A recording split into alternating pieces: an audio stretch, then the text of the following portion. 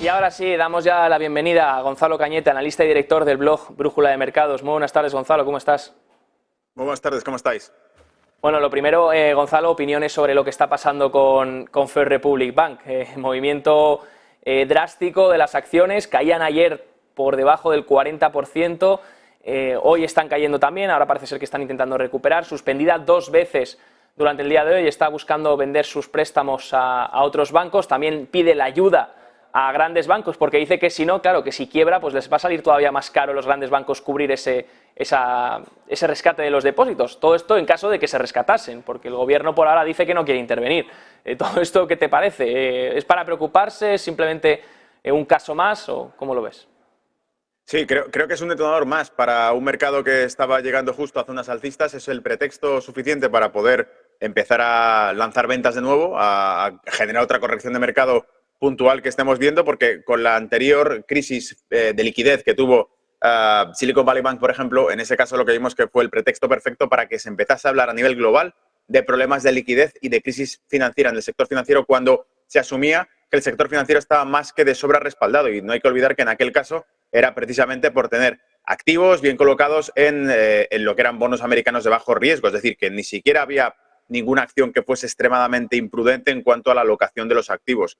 En este caso lo que estamos viendo es que la naturaleza es distinta, porque si bien en aquel caso lo que podía salpicar era precisamente al sector tecnológico americano, porque Silicon Valley Bank era ese banco que había dado crédito a todo el sector de Silicon Valley, de todas las tecnológicas norteamericanas. En este caso lo que estamos viendo es que más bien la alocación de activos que tiene First Republic Bank está más asociada con el sector inmobiliario, y por eso el principal peligro que puede generar es que pese a que son activos inmobiliarios que están bien calificados, que tienen buen rendimiento de mercado, lo que les pasa es como les pasó también a Silicon Valley Bank, que les resta liquidez. Es decir, que son activos que pueden rendir bien en cuanto a los retornos que generan, pero que si en algún momento, como es el caso de ahora, existiesen privaciones de liquidez, salidas de capital, y necesita ese capital para poder hacer frente a los vencimientos del crédito anterior que le han prestado, porque hace tan solo un mes se le daban 30.000 millones de crédito a la banca regional, tiene que responder ante JP Morgan, tiene que responder ante los prestatarios,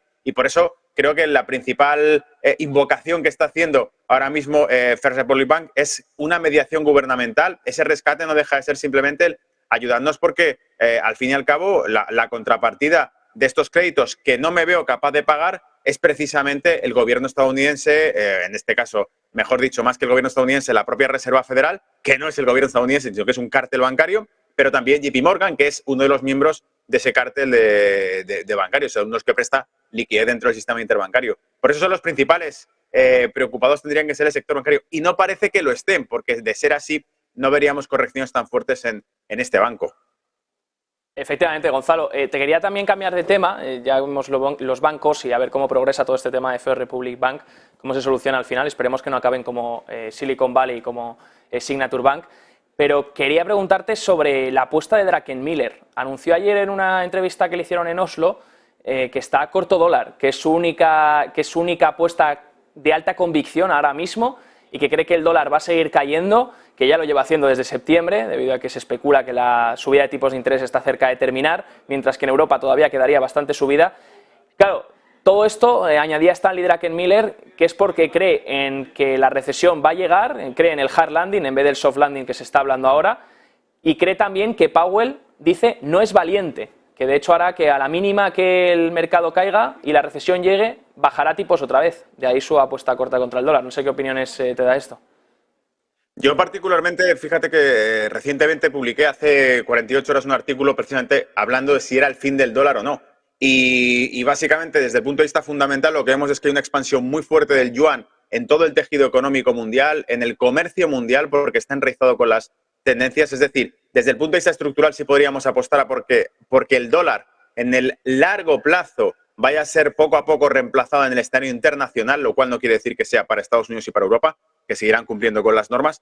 Pero en este caso, la apuesta que hace en corto del dólar no la comparto del todo, y te diré por qué. Si nos fijamos, el principal antídoto del dólar es la reserva en valor propio, porque ninguna otra divisa compite ahora mismo con el dólar, ni siquiera el propio euro lo ha conseguido. Es decir, las reservas mundiales de casi todos los bancos están colocadas en dólares, y por lo tanto cualquier debilidad del dólar se refleja en subidas del otro único activo que los bancos centrales respetan y están comprando masivamente, que es el oro. Y si nos fijamos en ese contexto, apostar porque el dólar va a perder fuerza los próximos meses, va a corregir, significaría que el oro seguiría subiendo. Y no lo veo tan claro en tanto en cuanto lo que vemos es, primero, que los bancos centrales están siendo extremadamente interventivos. Si son extremadamente interventivos, los mercados no pueden caer, los factores de riesgo sistémico desaparecen, porque son parcheados básicamente, no porque realmente desaparezcan.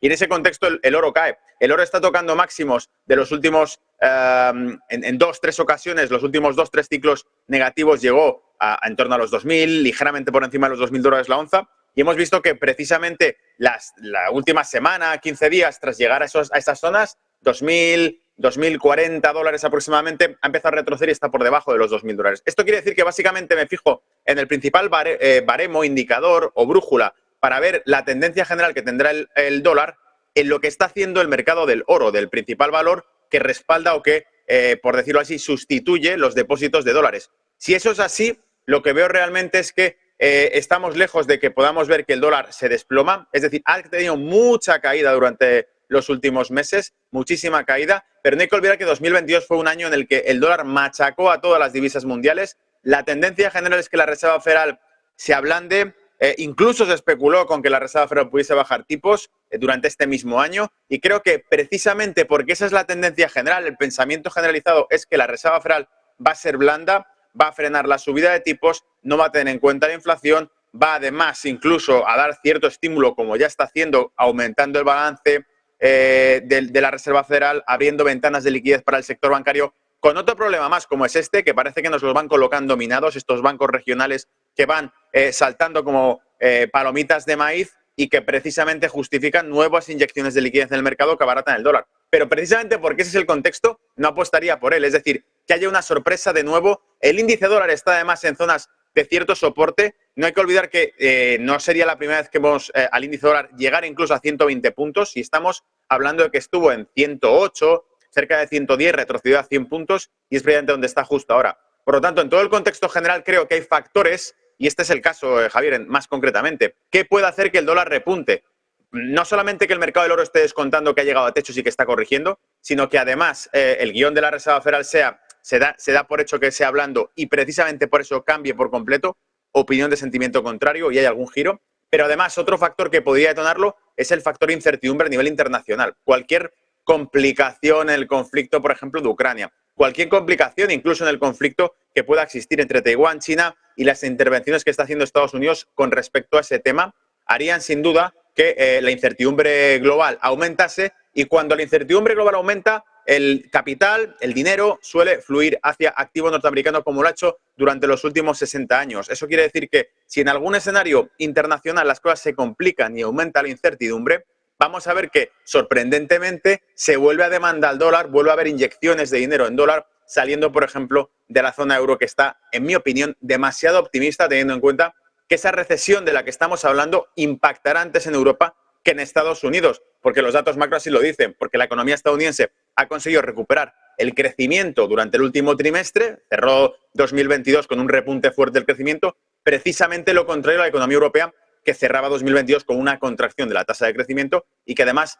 va perfectamente en línea con los problemas de productividad que va a experimentar Europa por el aumento de los costes energéticos que ha padecido desde mediados de 2022 hasta ahora y que no se han solucionado pese a un invierno suave que ha tenido que le ha permitido capear un poco esa cuestión. Pero los recursos energéticos de Europa siguen siendo mucho más caros ahora como sustitutivos de los que tenía con Rusia.